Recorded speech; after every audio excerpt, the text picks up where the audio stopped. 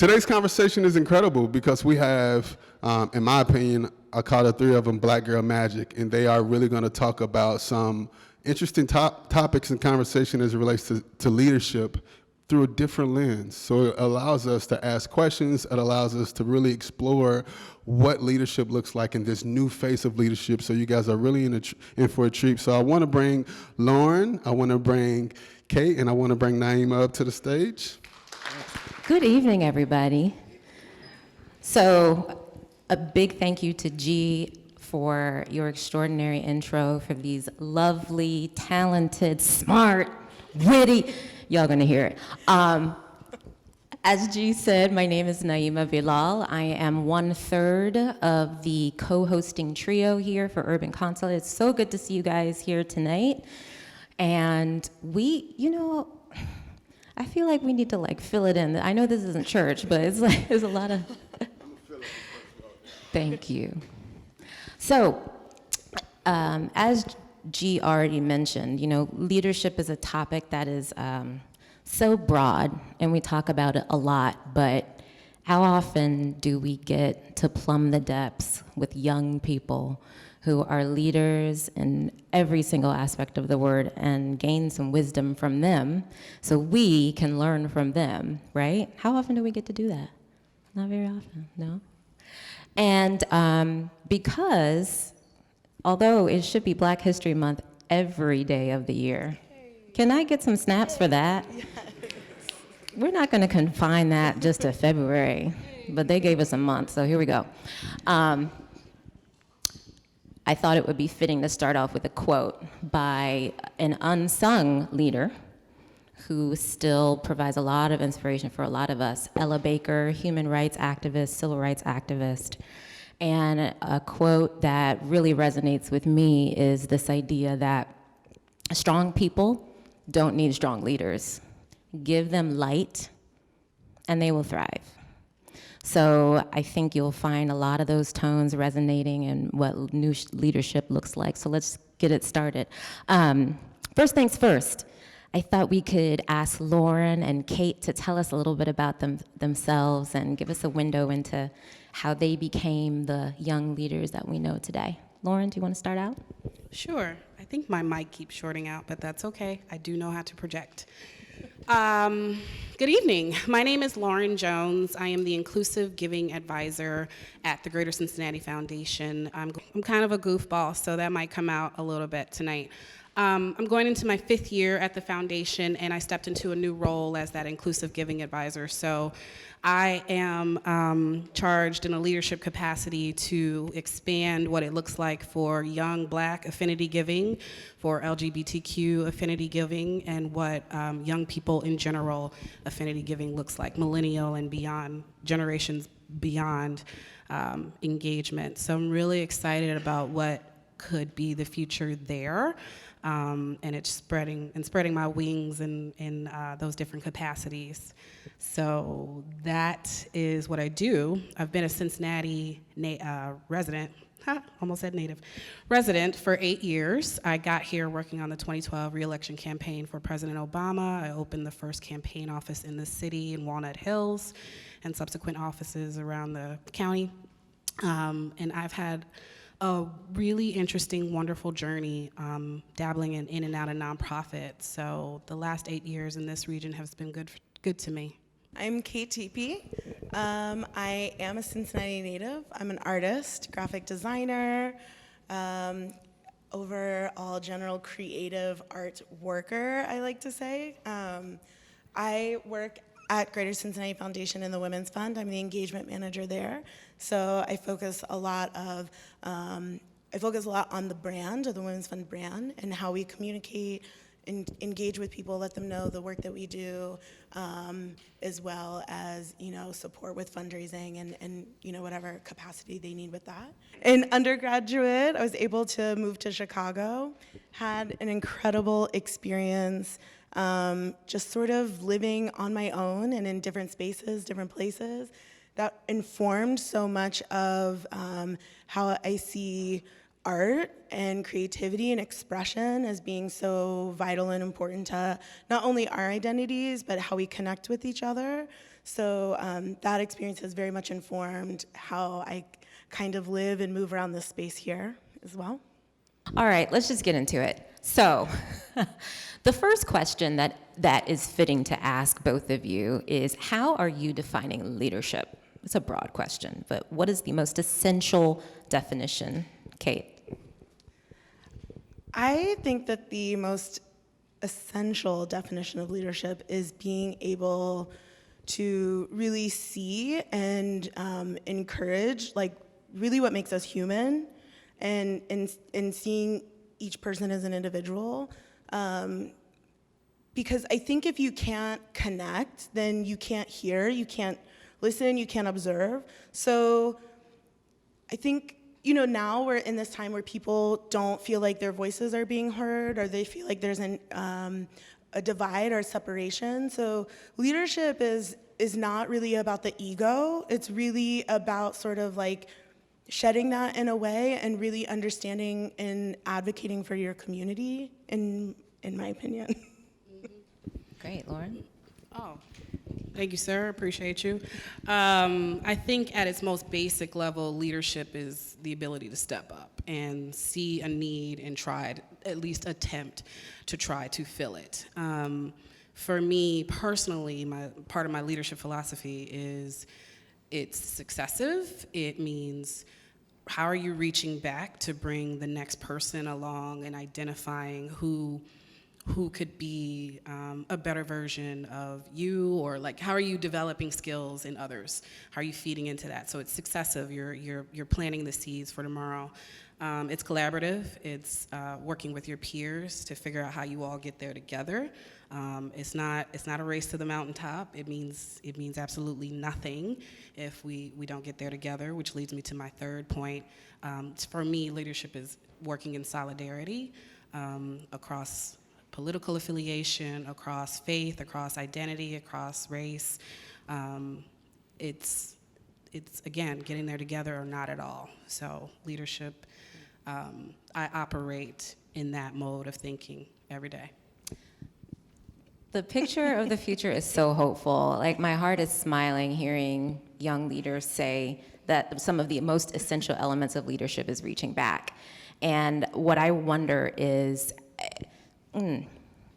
what kinds of experiences led you to come to that conclusion so quickly? Because I feel like we often assume sort of the very patriarchal definition of leadership, where I and I alone can do it.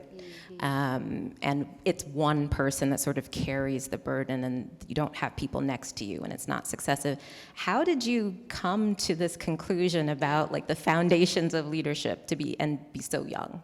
Yeah. For me, it was a very specific experience working in fast food. For a number of years, I worked as a line cook, waitress, shift runner, simple manager, dishwasher, etc., at Steak and Shake. And that's kind of like the perfect scenario where I was 20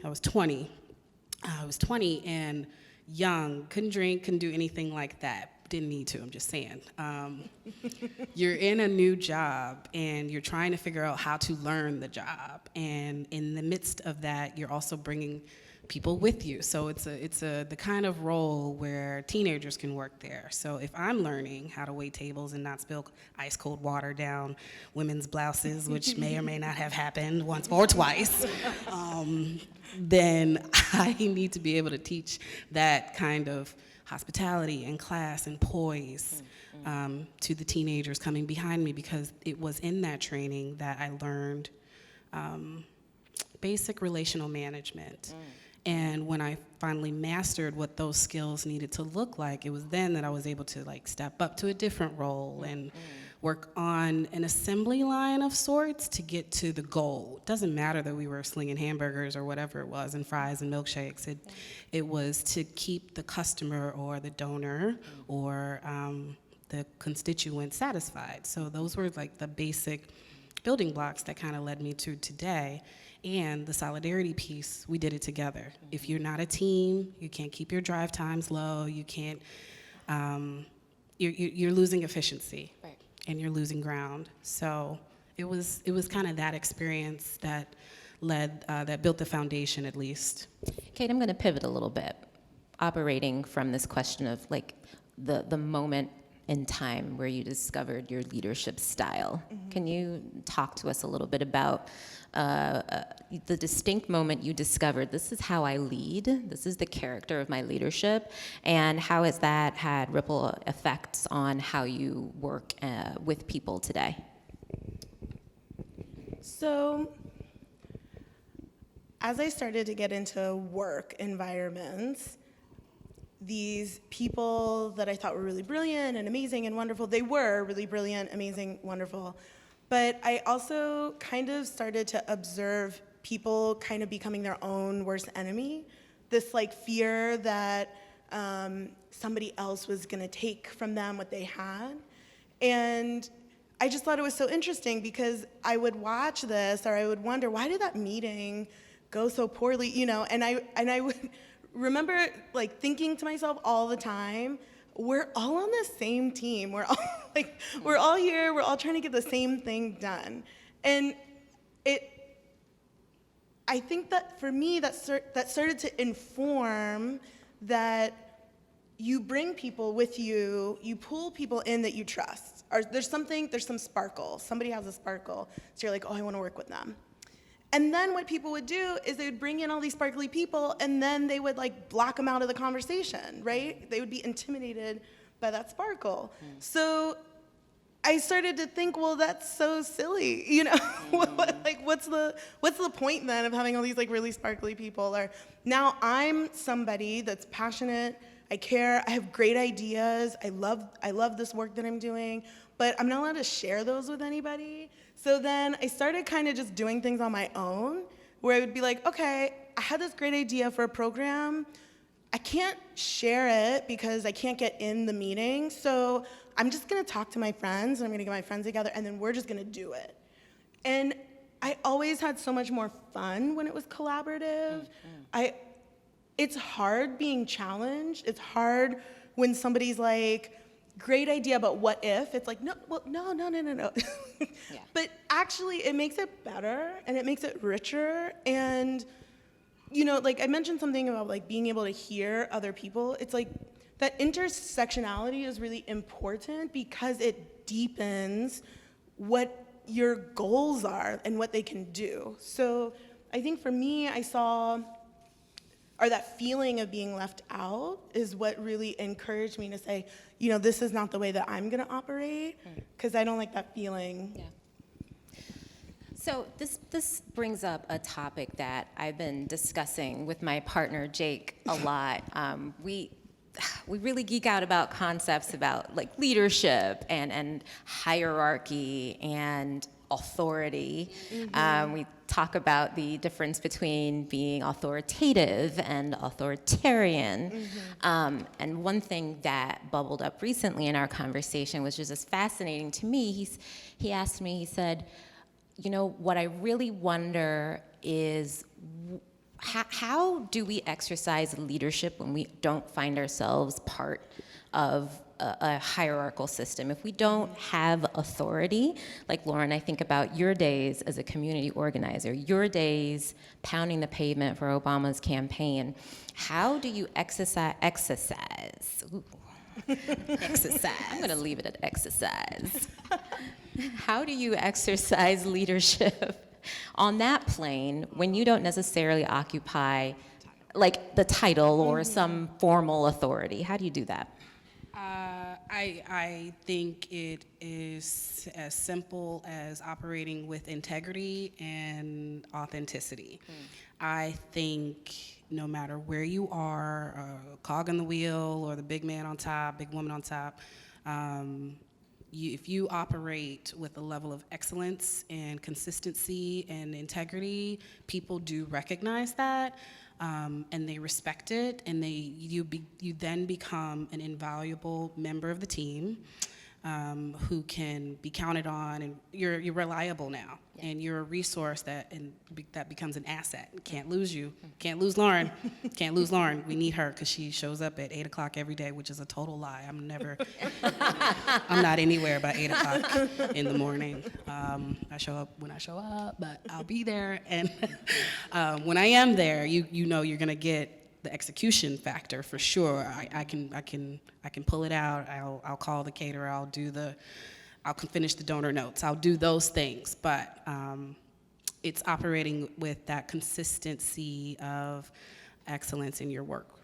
What about you, Kate? What's been your experience? A lot of what Lauren said. That is true. But also, I think slowly, it has taken time, but I've started just saying, listen, okay, I believe there's enough for everybody. I really do. So I've just been like, okay, then how do I do this? How do I do this thing that I want to do? I feel like I was raised, and I feel like a lot of us were raised to like work really hard, work within this system and this structure, get that job at that place, at that brand, at that institution, and you'll get the paycheck, and you'll have the life, and you'll have the things that you want. And things have changed in the past 10 years, 15, 20 years, and it's a little bit different now. So I think now it's like, okay, what do I want my days to look like? How do I want to feel? How do I want to, what's the mark that I want to leave? And so if I'm not being heard, I continue to show up, and I continue to do the work and to work hard, because I believe in that. I believe in that brand, that company, that institution, whatever. I believe in that work.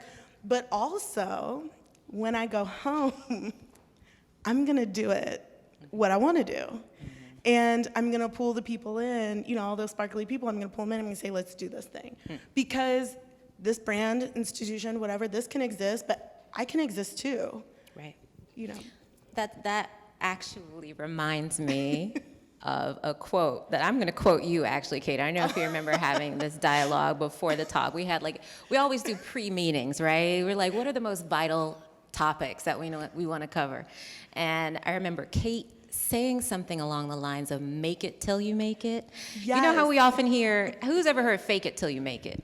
Okay, so Kate, she pulled out this little gem like make it till you make it. And what I gather from that, just show up and do the work. You're doing it, right? The recognition that you get comes as like a byproduct. Right. So I just have to say really quickly, so my friends and I started a Feminist Art Collective. We're called the Art Hags.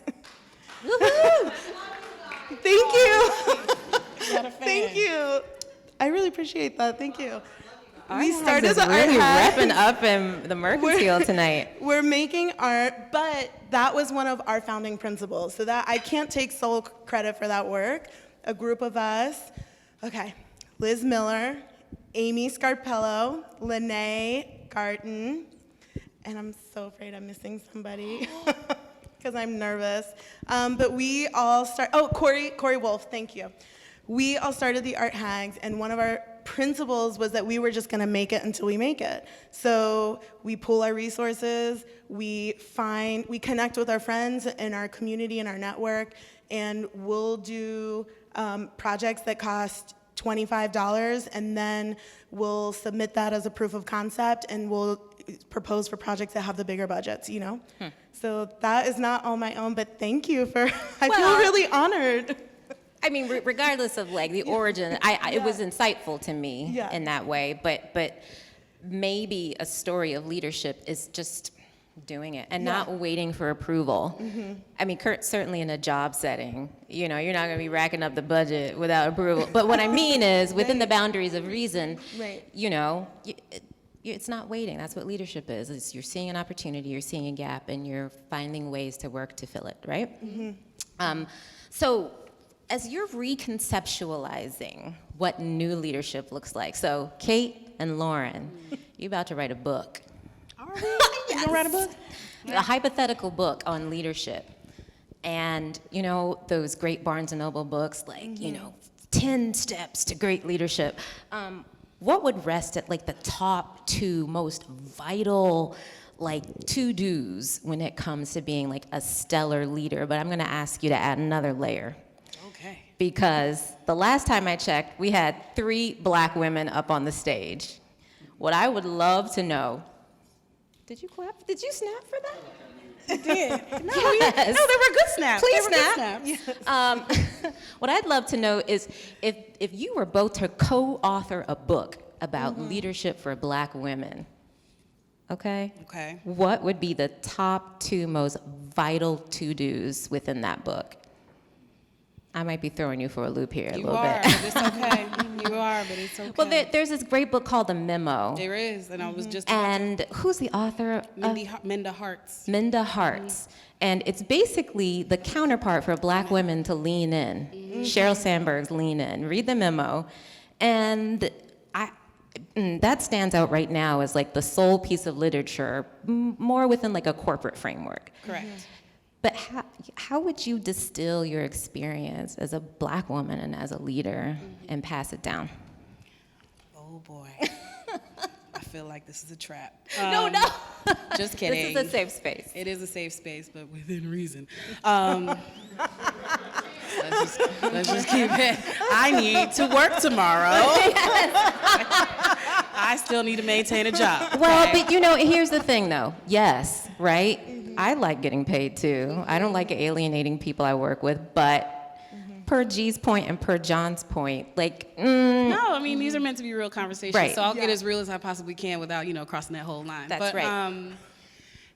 The top thing at the list for me, and this is so poignant because it's just something I've been banging my head up against as of late, is to just pay better, observe more, and pay more attention to all of the unwritten rules. Because as you ascend to different levels, there's this saying, I don't know if it's a tribute to anybody, but new levels equal new devils. And that is something I could not have ever anticipated in saying yes to a different role or saying yes to stepping in and trying to fill a gap and doing the things in my character that seem to have gotten me to this space and level of access that no longer serve me. So now I'm in a space of trying to figure out how to navigate differently, but also maintain integrity and authenticity that I said before. But just growing in business acumen, growing in political savvy, growing in professional development. For me, that's what it is. It's recognizing what's in front of you, and how and if when you need help. Because you can step in a lot of weird landmines unintentionally. right. Unintentionally. Kate? Everything she said. Co-signing is allowed in the Mercantile. Thank you. But also, I mean, everything that she said is very real, and it's a lot of work. And so I think sometimes, we talk about like stepping up and speaking out, and I think kind of flippantly, like we'll say, oh, that's brave, or like that's a courageous act. But it's like, I don't know if any of you have ever had to like speak in front of a group of people or put your neck out there, get on the line.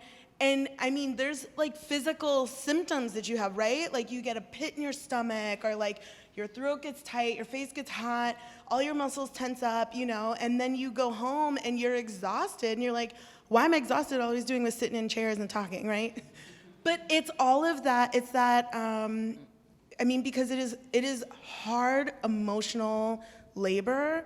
And so I think sometimes it's really important to truly acknowledge that like leadership, good leadership, tough leadership, oftentimes is a huge emotional, labor. And that you like we talk about self-care, but it's like, that's why it's important. That's why that community or network is important. And even acknowledging and seeing, I think we can be allies to each other and say like, oh, you did a good job with that, or to help ease a little bit of that burden.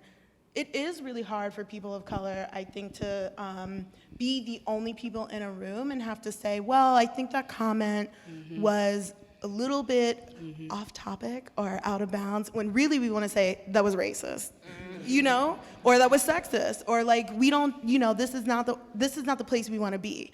And oftentimes that goes on to minorities, people of color, queer people, to do that advocacy work, you know, and that's exhausting. I was just going to echo you a teeny bit more, because that's what we're supposed to do as Black women. We're supposed to echo each other when they say something dope like that. But my partner Andrew, he says something, and I'm going to mess it up, but that's okay. Good leaders are supposed to shoulder the burden, not like share the load. I think that is especially true for Black women. Like if you're a Black woman, regardless of if you got the title or you're like the for lack of a better term, I'm sorry, the cog in the wheel, you know, and you see like what's unfolding, I think it is our responsibility to be like, sis, don't go over there. There's nothing good for you waiting over there. Yeah. And I just wish that there were more women, specifically Black women, who could legitimately reach back and be like, yo, sis, do not go over there. There is nothing good waiting for you over there. Right. I just needed that one little red flag Right. or Conversations teeny, you wish tiny you would have stop had. sign for a moment. Like, I got you, I promise. I'm gonna tell you later, but just don't do it right now. It's those kinds of things that, for me, equate to mentorship and the successive leadership that is so important right now. Yeah. Sometimes it's reaching back and saying, think twice, right? Yes. I was having this really interesting conversation with a former counterpart of mine who, he and I share this, and that we were the first, and still to this day, only Black people to run artistic operations for a major symphony orchestra. And I was talking with him, I was like, well, how does that sit with you? Like, how does that set with you? And he was like, it's sad. And when other Black men and women ask me, like, what's up? I'm like, think twice, right? It looks great on paper, always looks great. And then you're very isolated and alone, and often you are shouldering that burden First, only different. Well, and so, but this leads me to another question, which is, you know, organizations that try to mitigate racial tensions, they get all up into the Kool-Aid, they make things worse, and when they make things worse, they're looking at Kate, like, Kate, solve it. Right? And it is exhausting, but how do you refresh yourself and draw on yourself some inspiration to go back into it? And this is coming from a view that has evolved on my part, which is that actually it is our job to shoulder the burden. And if there's any lesson that a lot of our leaders, African American leaders, have led by love, but they've led by truth telling, right? And they shouldered that burden for us. So really, we need to carry that legacy forward within our own institutions. So how do we take that, keep ourselves buoyed, and knowing that people are relying on us to make sure people get it right? Yeah.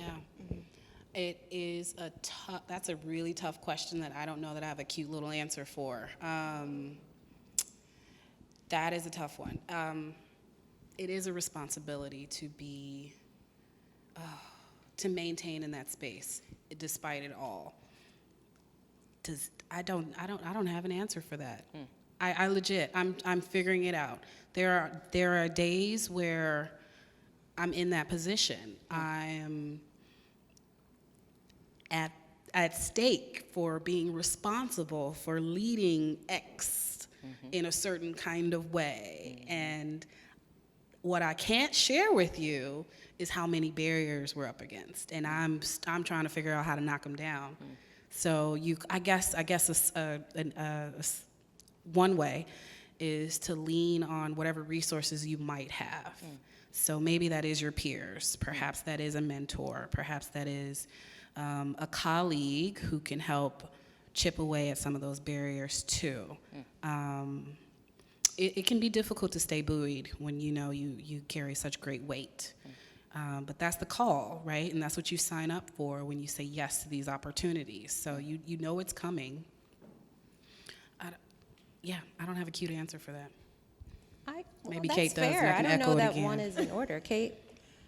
So I think this is So I think sometimes actually the most powerful thing you can do is step away. Now you have to do it strategically, of course, but sometimes saying no, I will not, and no, I'm not going to explain this to you, and I think that there's a better person that can do this, and letting other people struggle with that is sometimes the best thing that you can do, because it's saying, you know, I won't co-sign this or participate in something, you know. But also, you know, I feel like actually on a personal level, I struggle with this a lot within my own family sometimes. And it's interesting when you love the people that you are trying to like pull along with you, because you already kind of like know what's in their heart and in their soul. And so it's like, okay, I see some things, this is problematic and misinformed, but I know what's in your soul, so I'm really invested in you. Like I have a vested interest in like you being out in these streets and not really, you know, causing a problem. And sometimes like what I try to do is I try to think like more at a systems level instead of talking, it's my feeling, it's my experience, it's this, that, or the other. Sometimes I try to like take it away from us and I try to say, okay, but if we look at this on a more broader scale, why is it that everybody, you know, why is it that this is not just here, it's there too, you know, and trying to like encourage conversation that sometimes is a little bit less personal, I have found can help people come up with their own discoveries. But I think it is really important to decide and to know, like, when am I, who and when do I exert that effort? Because sometimes you just have to protect yourself, and that's the best thing to do in a position of leadership, is to ensure that you're still whole. You know? And I'm sure that same positioning applies for any, you know, group or identity. I can't imagine what it means to be the only LGBTQ person in a room, queer person in a room, Asian person in a room. I mean, so anytime, I'm sure that people can resonate with that. I'm going to take it a little bit deeper. And this question, you know, I'm not even going to preamble. Okay. Cool. Take it off like a Band-Aid, because we're going there. So the way we often see leadership portrayed, personified, is very strong in this construct of two things: maleness and whiteness. And so my question that I always struggle and wrestle with is, how do I reconceptualize my notion of leadership and resist performing maleness and whiteness? I'm in meetings, and all of a sudden my voice drops down 2 octaves. And all of a sudden, because Sheryl Sandberg told me to lean in, I'm leaning in. Yeah. All of a sudden, I'm putting like 80 shoulder pads to, you know, look broader. And doing your own lady firm version of handshake. man spreading. Yeah, it's weird. So really, how do we resist the urge to perform those characteristics that may or may not fall within what's natural to us? I think the truth is you can't reject all of them. I think the truth is you can subscribe to some of them. Yeah, the octave thing is real. That's a real thing. Women tend to speak, or at least I'll use I statements. I do in meetings where I know I'm one of the only few women, or definitely one of the only people of color in the room. I'll speak a little lower, kind of where I'm at right now, on purpose, because there's science against it that men can hear lower octave, whatever. But I mean, you do it because if you're a woman and you're already the FOD, the first, only, and different, you want to be heard. You want to be seen. So you've got to position yourself in a power way. So I do this. I've read all those books too. I pick and choose which ones work for me. So if I'm in a meeting, I definitely do. I sit at the head of the table, because especially if it's my meeting and I made the agenda and I spent the time, blood, sweat, and tears putting it together. So I'm gonna sit at the head of the table. This is what we're going to do today. That doesn't mean I'm a dictator in the space. I very much allow for conversation and brainstorming and thought-provoking prompts.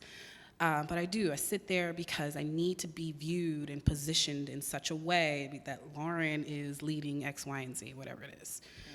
Because if I don't, then I risk being part of the committee, and I don't want that, especially if I actually do have the title. So let's own up to the title. So that's one. If I'm not leading that meeting, and if I am a participant in that meeting, I do come in with the laptop and the notebook and the paperwork, and I spread. It's an excellent Lauren spread. I know, sorry, please don't hashtag that. That's terrible. It's a terrible hashtag. But you do things to take up space, because that's what you do. It's subtle, it's intentional, but otherwise, what do you risk? Being the demure woman who has no voice? I have a voice, so I'm gonna speak up a little bit. Okay. If I am honest, it's hard for me to hide who I am, and I'm not very good at it. So it is really hard for me to lower my voice. It does not sound good. People frequently ask me, "Oh, where are you from? Where are you from?" I'm like, "What are you talking about? I'm from here." "Oh, you sound like you're from California." Okay, I'm sorry. I can't. I don't know where that came from. It's really hard for me. And it really bothers me. But if I look honestly into my past, I know that I've used that to get things that I need, particularly from male colleagues. I've found myself okay, I want this outcome, so I'm gonna create a situation, or I'm just gonna make it really easy for you, right? I'm just gonna get all the paperwork together, and I'm just gonna be like, "Oh, hey, hi, how's it going? How was your lunch? I hope you're feeling great. Here you go. Can you just take a look at this, sign this real quick, and then let me know if you have any questions," right? So I've done that in the past, and it bothers me, but I also feel like women are really taught. That's what, I'm trying to think, my big fat Greek wedding, right? Wasn't there that scene where the mother tells the daughter, you have to let them think that it was their idea? We're taught to do that.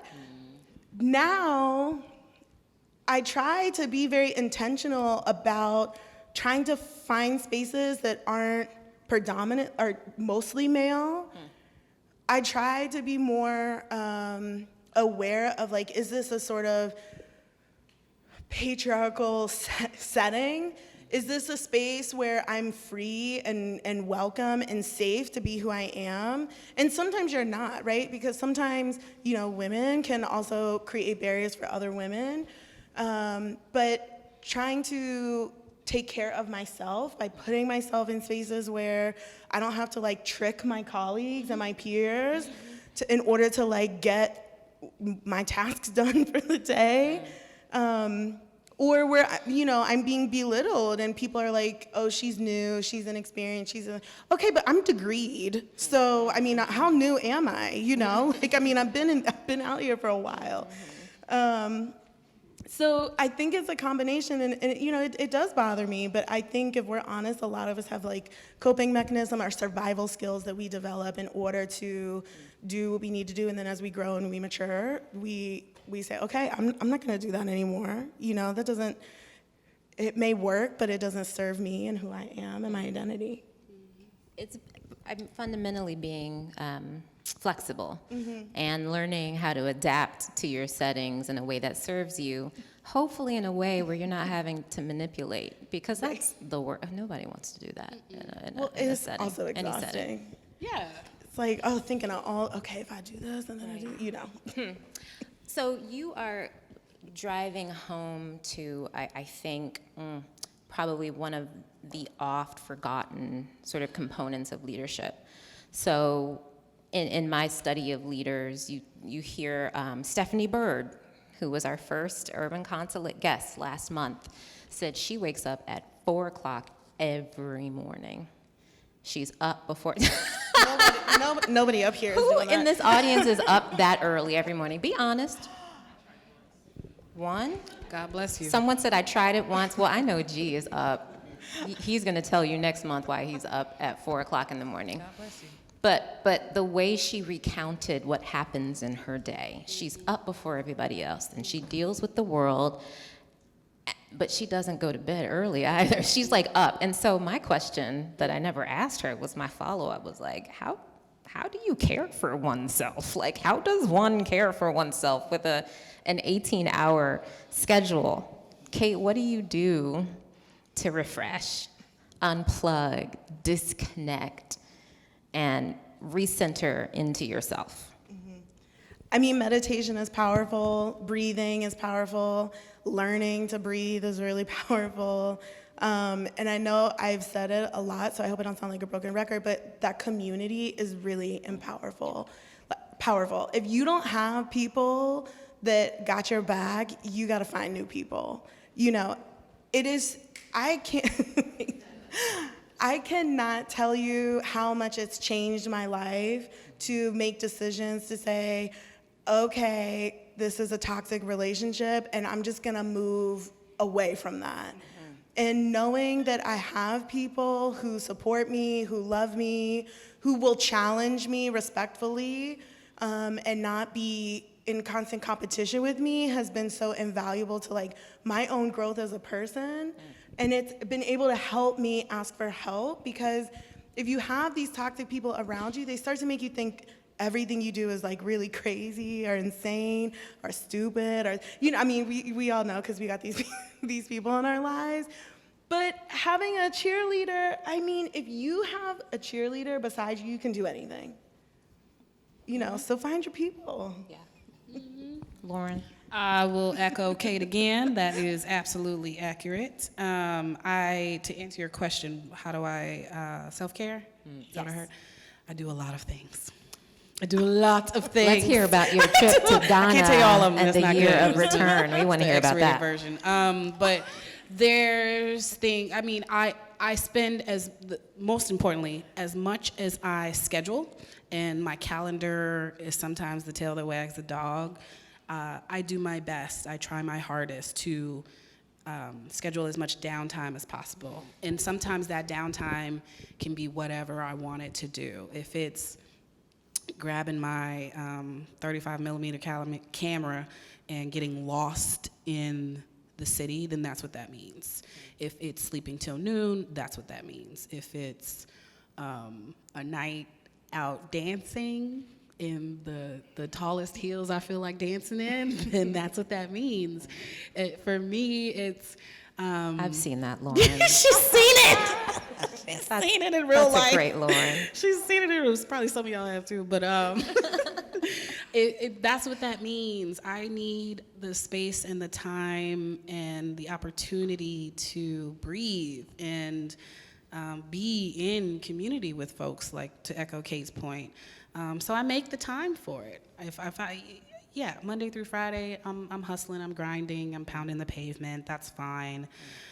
But I need at least one night a week where I'm home by 5 o'clock, by 5:30, and I need Sundays tend to be sacred, and I spend them where I want to spend them, and I kind of live in those rhythms. Hustle, hustle, hustle, stop. Hustle, hustle, hustle, stop. I live in those rhythms. Healthy rhythms. I try to keep them healthy. Some rhythms are more powerful than others, but I try to keep them healthy. And they come in seasons too, They don't definitely they? do. Yeah. So we're going to transition now, because I can tell you guys have a lot of questions. You have a lot of things to say. Am I right about that, or am I totally off base? I think Yes. We have started this practice of actually asking our guests to pose a question to our audience, because we want it to be a two-way dialogue through and through. And are there questions that either of you would benefit from hearing from these lovely people? Kate, do you have a question? Sure. I am interested in hearing from this amazing, actually this crowd is very diverse. Thank you all for showing up. What does allyship look like? I mean, what are ways in which you have either wished or want or have seen successful ways to support somebody else in the room without maybe elevating a situation? And I'm going to invite you guys to come up to the microphone and ask your question, answer Kate's very good question. Anybody? Don't all come at once. Don't be shy. Yes. Yeah. State your name. My name is Henry Kramer, and I am a part of the queer community. But I think the best part of allyship is going out of your way to learn about that group and like where they came from and that sort of thing, and just learning about them. Thank you. Yeah. Thank you. Lauren, did you have a question? She gave me homework that I didn't do. Actually, you know what? I'm sure lots of people here have questions. If you don't have one, it's okay. I mean, I can think of one after someone else goes.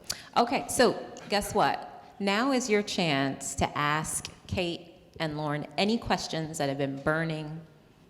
Yes, and please, yeah, right up to this mic here and state your name for everybody. Jill Nice and loud. Jansen. To your question, I would just say showing up. Like coming to things like this, I love to do because I feel like we should all be supporting each other in all these activities together, just like you were saying about leadership.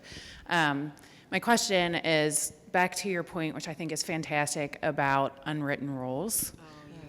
So in my role in government relations, having to go to fundraisers in Indian Hill or other places, there are a lot of unwritten roles that I had to learn because I didn't grow up in those settings.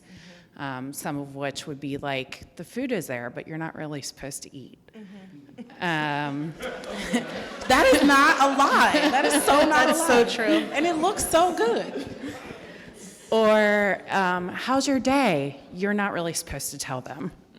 So what are some of those unwritten rules, and how do you figure out what to do? Like, how do you learn them, and then how do you deal with them?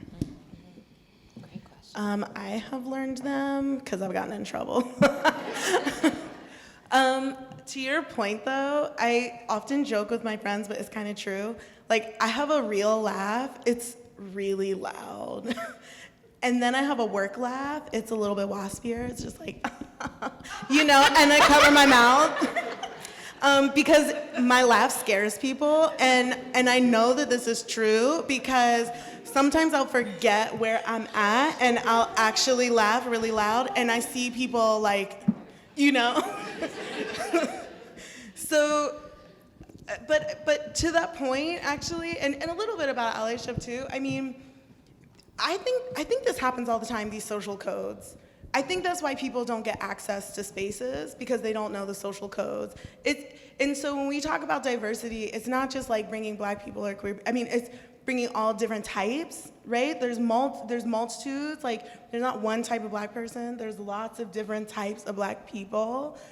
And some of these people are African American, some of them are Southern, some of them are from the North, some of them are African, some of them are, you know, Haitian, whatever.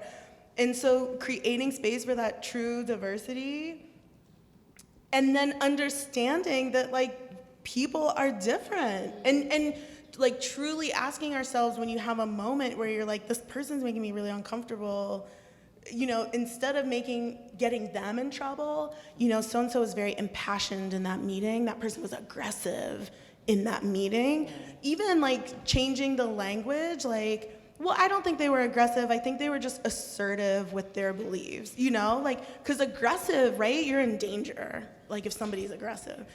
And I think we're all guilty of it. Like, I definitely know I'm guilty of it. I try to watch out for that. So, but yeah, it's like I get in trouble. And then I know, like, oh, you broke an unspoken rule, so I gotta watch out for it now.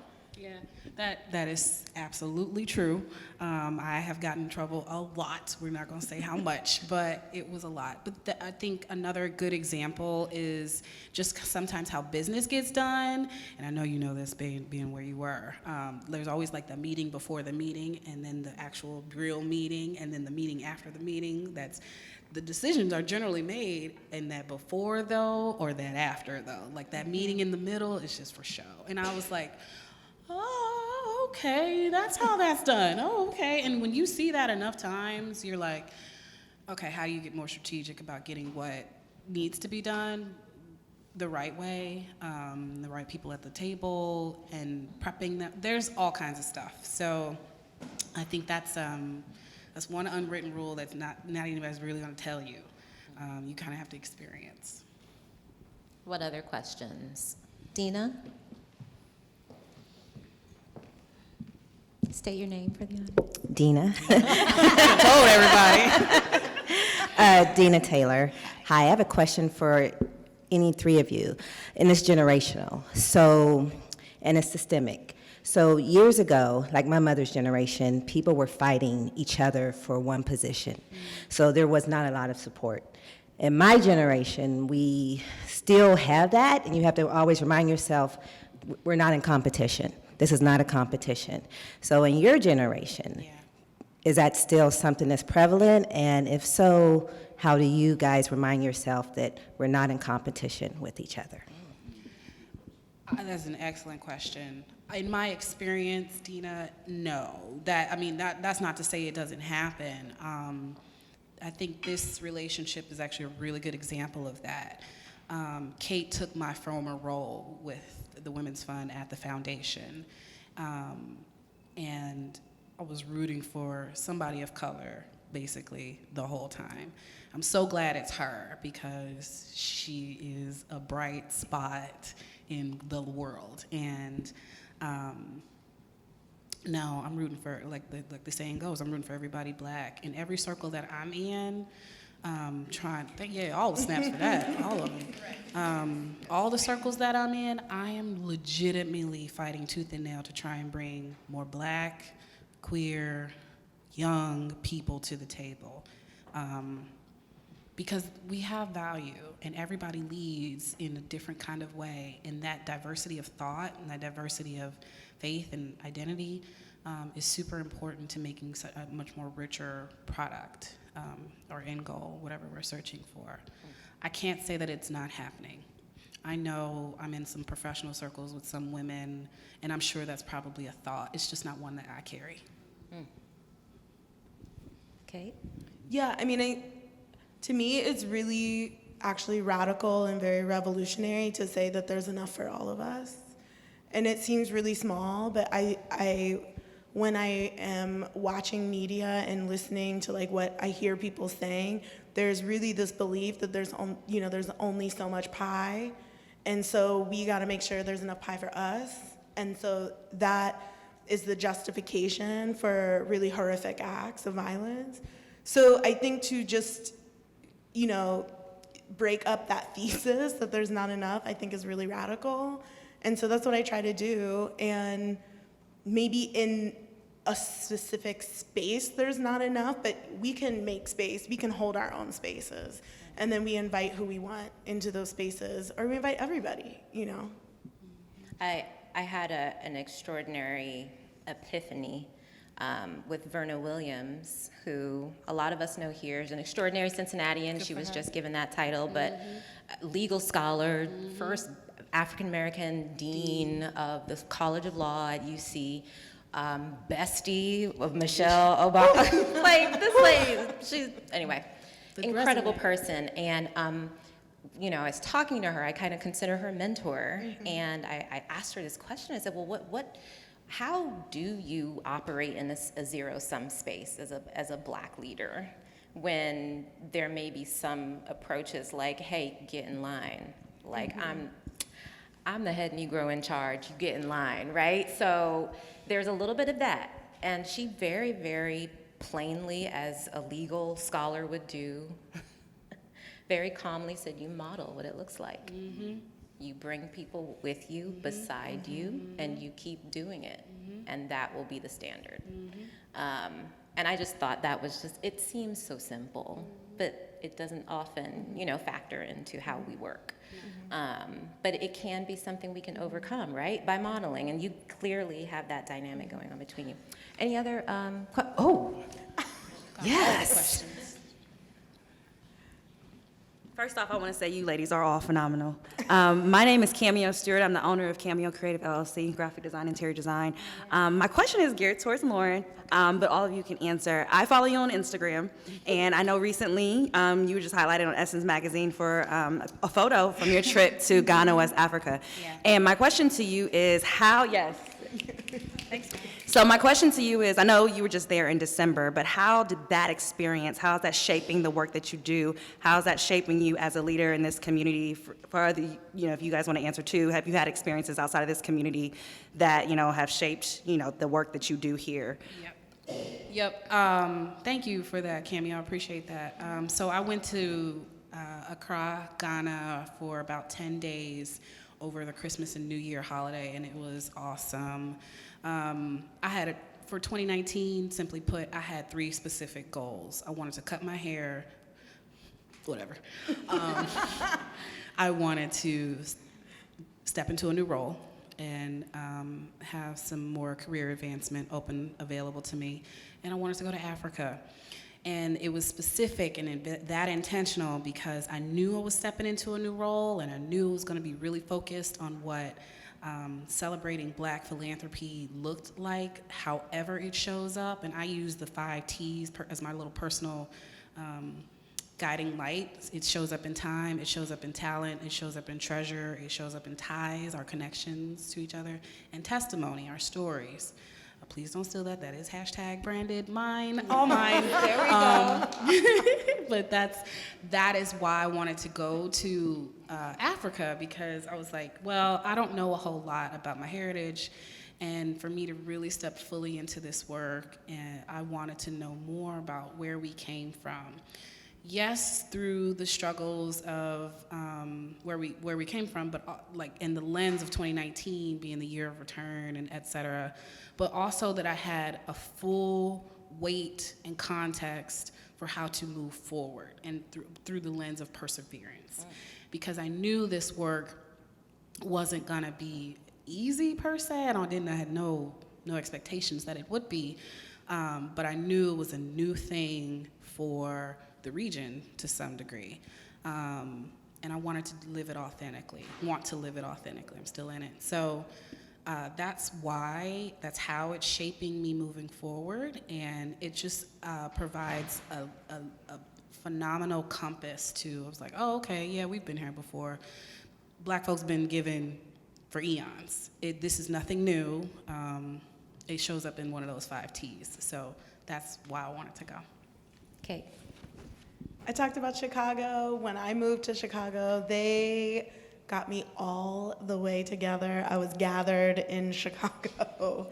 I just didn't know. I didn't know anything. I had grown up in Cincinnati, very sheltered, and that was really the first place where people really started to challenge like my belief systems. I mean, all the way down, like really even, like capitalism is the core of like what's keeping folks impoverished and enslaved, and So, I mean, all I can really say is that, travel is important because it changes your perspective. So, I would just echo all of that. The perspectives that one gains when you go, my goodness, to Hamilton, anywhere outside of this nucleus of Cincinnati, you're going to learn something. I think the most extraordinary lessons I have learned traveling outside of the States have come when I visited my own sister in China, who happens to be here. She is a resident of Hong Kong. She's here because I don't want her to get coronavirus. I was gonna make a joke. I was like, don't say it, Lauren, don't say it. No, really, like seriously, Knockwood, I was like, please come hang out with me. It's Kennedy Heights, it's not Hong Kong, but at any rate, but I, when you go to China or Hong Kong, you're Black and you have locks like my sister, you stick out, right? So this idea that you can, now she also happens to speak fluent Mandarin, so we're walking the streets and she's navigating for us and people are like, I'm like, yeah, that's my sister. She's speaking fluent Mandarin, that's her. But the idea that when you go abroad, you don't blend in. You have to adapt more readily, and it forces you to adopt some humility, right? The world does not belong to you Nope. because you're American and you're traveling abroad. People will get you real straight. Like, no, I'm not speaking English with you, just, So that kind of humility you end up taking on, and I carry that with me even still today. Any other questions? Yes. I saw y'all, just And so just, you know. you know what, just come up. Like, Yeah, we might form a if you line. rely on me to call on you, it might take a second. Come on up. So my name is Chastity Bowman, and my question would go back to the allyship. So for me, I moved here from West Virginia. Where I'm from, you're either white or you're black. When I moved to Cincinnati, you were light-skinned, dark-skinned, there was these different categorizations of being black. And so I live on the west side of Cincinnati. So my question is, how do we heal and create allyships in our own communities? How do we heal that with the women and men in our own communities? Because we see each other and I feel like an outsider coming in, because a lot of times I do have a Southern drawl. It is you can hear it, and especially when I go back and visit, people look at me and they're like, are you slow? No, I'm educated. I just sound funny. I'm different from you, but I'm still a black woman. I'm still seen as a black woman. I still suffered the same disparities as a black woman. I'm just a little different from you. So how do we heal within our communities and gain the trust of each other back? How do we do that? I mean, I've had similar experiences. I'm biracial, I'm adopted. I never really fit in anywhere. I continue to not really fit in anywhere. And it's interesting because I ran into a girl years ago who was like a part of a group of girls that bullied me. And I remember being so afraid, like, oh my gosh, there she is, I don't want to see her, And then she came up to me, she was like, oh, I always loved you so much because you just marched to the beat of your own drummer. And I was just like, okay. But I wanted to be like, I had to. You wouldn't let me in. You wouldn't let me into your band, So I had to make my own beats, But I think, and it's sad to me, and I think this is why allyship's important. I think it's like, we have to heal as individuals, and then we just have to we have to create our own light, and then we have to model, this hurt me, but and it sucks. It's like, I hate to say that because it's not fair. It's like, I know that pain. I know that pain of being an outsider. I know that pain of somebody saying, you're not enough this, you're not enough that. It's traumatic. It's truly, deeply traumatic. And so I think that's why, for me, the community is so important, because you must, you can't do everything on your own. But I do think it's really important. And like, I do small things. Like, I really try to compliment women all the time on the street. Like, I don't care, I don't care. I really try to be like, oh, I love that jacket. I love your hair. You look beautiful. Like, I will tell women in the grocery store, oh my God, you are so beautiful, and like, I mean it, it's true, but I also hope that, like, it'll lighten my own trauma, to like shine light on someone else. Oh, that's beautiful. Can we? Leading through love. Leading through love. That's leading through light. Beautiful. I think also it's important to recognize, kind of more to your question a little bit, like that colorism piece, the light skin, dark skin, whatever. That's not from Black folks. That is absolutely something that was imposed by slave masters of the past. Like, that's something that I think for African Americans specifically, we just need to relinquish individually, to Kate's point, right? Like, love the skin you're in, love the hair, how it grows out your head, whatever, nose, lips, eyes, hips. That is something that was never ascribed to us. We are beautiful in every facet, shade, size, color that we come in. And I think if we individually and collectively model that, I love you regardless of whatever color. Like, that's what breaks away at that. That's what chips away at that. It was never ours. Yeah, I would echo that and say that. Are we doing on time? Well, so this idea that colorism exists as just this foregone conclusion, I think is sort of a very dangerous idea. It's a construct, per Lauren's point, and when we operate from that view, it can be deconstructed, and it's going to have to come from a lot of dialogue and healing and love and seeing women of all shades and saying how beautiful. I think we need to just love on each other. G says that a lot, like, hey, let's just love on each other a little bit. Let's say to every woman that we see or anyone we see, you're beautiful. Like, look at you.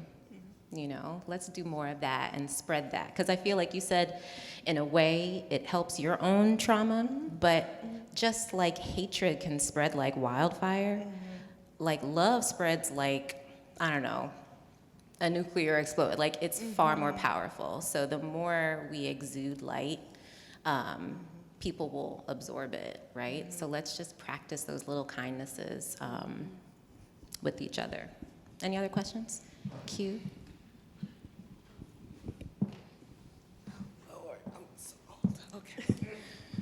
So my name's Q. I've lived in China for a couple of years, and I'm also from Chicago. I've been in Cincinnati for over 20 plus years.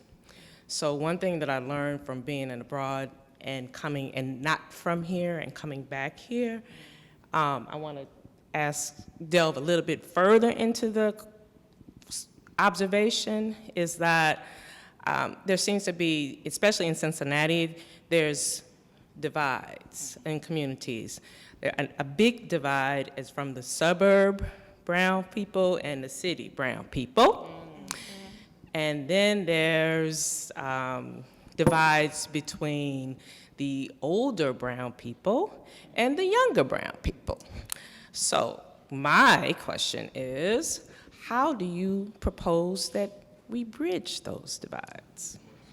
Excellent question. And you know what? Just because of our time, we're probably going to have time for one more question after this, so go right ahead. I'm figuring it out. I mean, I am legitimately figuring it out right now. I know what you're asking. You're talking about classism between black communities, and ageism in the black community as well, locally. I'm figuring it out. I can't even, let's talk offline, because I fear if I say more, then I may not have a job tomorrow. But no, I won't do that. I'll just say it like, it's real. It is real, and it's a real thing, and it's really hard. It shows up in the weirdest spaces too, because it's really hard for a young professional like myself to try and carve out space and make a name and do the things and be altruistic and just in the world, because there are actual literal gatekeepers who don't want to see that happen. And that has been a weird reckoning and reconciling thing, but that's to that point earlier about unwritten rules. Like, I just need to be more cognizant that this is a thing and this is a reality of working in this space. And so I need to figure out, okay, what's a creative way to navigate that? That's my challenge. I don't think that's a Cincinnati thing. And that's probably true. So I'm from Ghana. Yep. And the classism and the ageism is there too. So I think it's more amongst black people where we have a divide within ourselves. I appreciate that insight. I think there's just a divide altogether. Oh. Said there's a divide altogether, and then G and this gentleman here. You have to. Come on up. Then we're going to get G and then Kate. Good evening. My name is Fanon Rucker. I'm just a lawyer. But I would ask. Yeah, okay. Okay, brother. I would ask for each of you all, what person that has influenced you, whether you've had a personal relationship with them or not, has influenced you to become a leader? Either has impacted your leadership style or just said to me, this is something that I'm willing to take on? Person. There's so many. The first two that came to mind, legitimately, it was Michelle Obama. She inspired me to get involved in the campaign when she came to my middle school. I'm from Maryville, Indiana, which is, you know what I said. So she came to my middle school in 2009, and her presence on stage was like, wow, that's really cool. I kind of want to get involved in this. I don't know what it's going to look like, but I'm going to go for it. So that's one. And then my mother is another one. She's a quieter force, but she is like, that's not right. Her moral compass is set so straight. I try to model myself after her moral compass. I think for me, it's my parents. Actually, that's a really good question. Part of me wants to say I don't know. And I do think a lot about my parents because I know that both of them have made really tremendous sacrifice to invest in me. And, Ta-Nehisi Coates talks about like investment. My parents are white. I think about them bringing me into their family in the 80s before it was like cute or cool to have, an ethnic child. They brought me into their family, and then they worked very hard to literally, they invested so much in my education. And I know that there were periods where, where there was job loss. And even then, my education, the access, the resources were so important for them. And they would make it work, and they sent me to the best schools. And it was so important for them to have books about Black heroes and to be in spaces with other brown people. And they worked so hard to make sure that I had that, to a point where sometimes I feel like I've surpassed their capacity to talk about race, right? Because now it's not just like Martin Luther King, Rosa Parks, right? Like now I'm like, okay, but we gotta talk about capitalism, we gotta talk, and they're not ready for that. And I think that's wonderful. And so, earlier when I was talking about being able to see people's souls sometimes, I think that's what really keeps me going, because it's I know that we disagree, and I know there's people in my family that I disagree with, but I see their soul, and so it's it gives me hope that these divides are really artificial, because if these people can give me literally everything, then I know it's more than that, So I think for me, that's what kind of keeps me going. I would say that very same thing applies for me. My mother has always been my chief. This is very emotional for me because my mother is the daughter of sharecroppers and grew up in literally the town where A Time to Kill was shot in Camden, Mississippi. And at the age of 16, graduated high school, came to Washington, D.C., made a life for herself, and now she's a tenured professor at the American University in Cairo, Egypt. So Mississippi girl to Egypt. And all of those things are really great and super impressive, but what my mom always taught me was the value of human connection and finding resources. This woman would summer camps, violin. And my mom found a way. She was a hustler, but she hustled through connection. She was always, she always found a way to find some kind of meaningful, that's what moms do. But every day was a master class in how to find a connection with somebody. So I credit her to this day for my curiosity about the world and all that stuff. So that's Mama. 2 more questions. Katie and then G, and then we're gonna be done. My name's Katie Kinnemeyer. About a year ago, I saw a Black woman artist make a comment that she caught herself always creating from resistance because she wanted to change a thing. And when she caught herself in that, she said, I'm going to start creating from joy. So my question to you is, we heard how do you resist performing white male leadership? I'd like to hear from all three of you. What does your own, like from the depths of your soul, joyful leadership look like? And how does that manifest in your relationships, in the how of your leadership, and in the impact you have on the world because you operated in that way? Another beautiful question. Yeah, it's a tearful one. Oh God, creating from joy. What does it look like? I think it goes back to, it kind of touches on that self-care question a teeny bit. So like when I'm scheduling downtime, one thing I really want to do in 2020 is take a clay class, a throwing clay class, because I went one time in 2019 and it was like, oh yeah, I need to be here. I need to be on this wheel molding this clay. There was something so powerful about me crafting whatever it was gonna look like, and I needed help, but whatever. That's literal creating joy for me.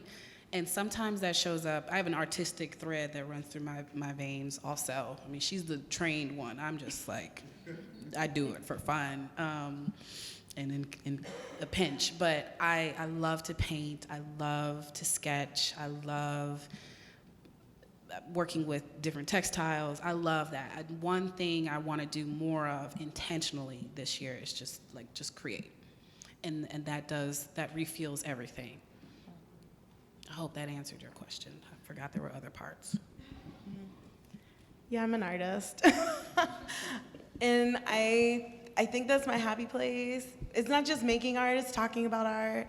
So like I give tours of the art museum. I was a docent for a while. Like you can find me all over the city talking about art. And if you see me, like hop in there, because I love, like to me, art is this like really beautiful history of like humanity. So like we can go to the museum and I can find all these different paintings that you think have nothing to do with each other, but you know, are really interconnected. It's kind of watching like people figure out how to disrupt systems. So in a way, it's also the disruption. Because I think it's beautiful. Like I think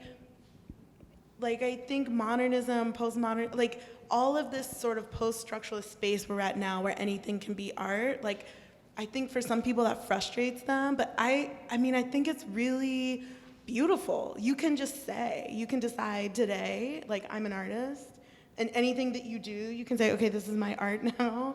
And it doesn't have to use any art materials. And I actually think just that expression is so beautiful. So that's my joy, and I'll stop because I'll keep talking about it because it makes me really happy. Happiness, the definition of happiness that most resonates with me is being happy with what you have and the things that I have in my life that provide constant joy for me are my family and my friends. So lately, I grew up as a violinist. I still play violin, and so the most joyous moments of most of my days are practicing with my 8-year-old who hates to practice.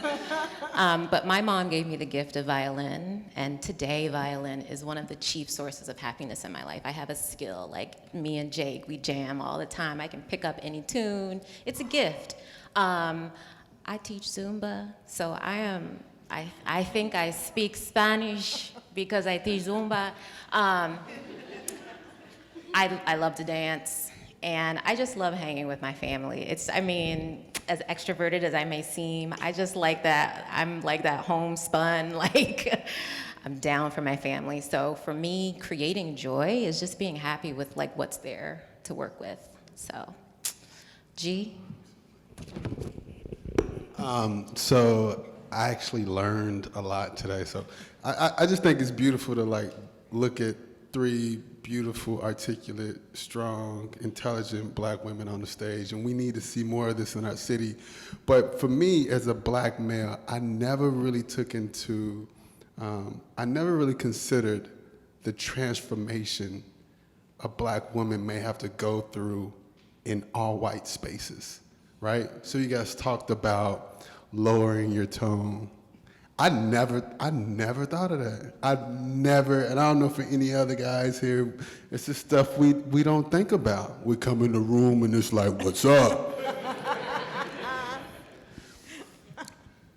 But for me, as a black male, I'm guilty of code switching. That's my equivalence, right? But with all of that, there's some level of self-guilt, and we beat ourselves up like, damn, why am I doing this? Why can't I be my authentic self? And my question to you two is around this notion of courage and freedom, and straddling the line between having the courage to say, you know what, enough is enough, but also the freedom to not even give a damn. And I want to know, how do you straddle the line between both of those concepts? Say it, Kate. So I give a damn. I give too much a damn. It's hard for me. So I think the way that I manifest that is like when I manage people or when I teach, I try to empower the people that I am mentoring, because I don't want them to have that anxiety that I have and to like have that fear. Sometimes I'll say things like, okay, there's the way the world should be, and then there's the way the world is, so prepare yourself for both.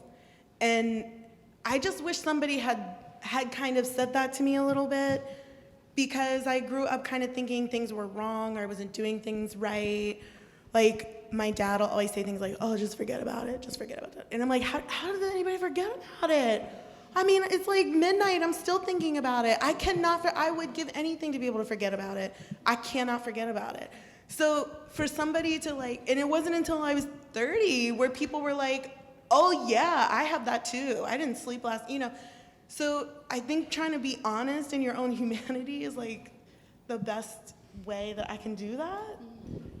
That's fair. That's fair. I think it's a journey. I think it's a journey to not giving a damn. I think on that journey in a couple of different respects. I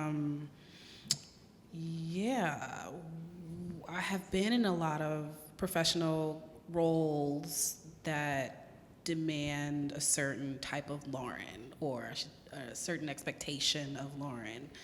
I am in a role now where I think I have a little bit more leeway and freedom. I don't know, Lord knows I'm testing the boundaries, I'm pushing that envelope, because I have some things lined up for the rest of this year. But it is a journey, and I'll use the example of hair, because I think that probably most applies to this question. When I started at the foundation, I was 100% natural. I'm like, we're just gonna say 30% natural right now. And that's a high estimate. And it was long and beautiful and curly and whatnot, but it was also a daunting thing to get up and physically worry, like, am I gonna be perceived as professional enough today? And it would be like, this is exhausting. And I'm like, your twist out didn't turn out right. And then that's a whole thing, but so you go down the well of emotion, and you have to figure out, all right, look, this is the job. What do you need to do to get out the door every morning? Then it becomes like, all right, what's convenient for you? Are you gonna choose to maintain, your hair in this way? Great, do what you need to do to maintain your hair in this way. If you're not, then figure out something else. Whatever makes you, whatever compromises is the word really, you make with yourself. And it's not to the appeasement. It's really not. For me, it wasn't anyway. It was it was positioning. It was like I wanted to be viewed and regarded in a specific kind of way. So I needed to do life differently to be positioned and regarded in a certain type of way. And I'm really gonna mess them up now, cause like, yeah, this short little crop is cute and whatnot. Thank you, but Yes. it's also temporary. I got something else lined up for y'all very soon. And I'm hoping that deads the internal conversation in my head, like, this is my hair, this is how I'm gonna do it, deal with it. Mm-hmm. Beautiful. On that note, I just want to thank both of you. We see you. We are so uplifted by your words. I mean, the wisdom between you two is extraordinary. And just thank you for joining us, for sharing so much of yourselves, and for giving us a little window into how we can all be better leaders. And thanks to each of you in the room tonight for joining us, for your amazing questions. Let's give our guests a round of applause. Thank you, guys.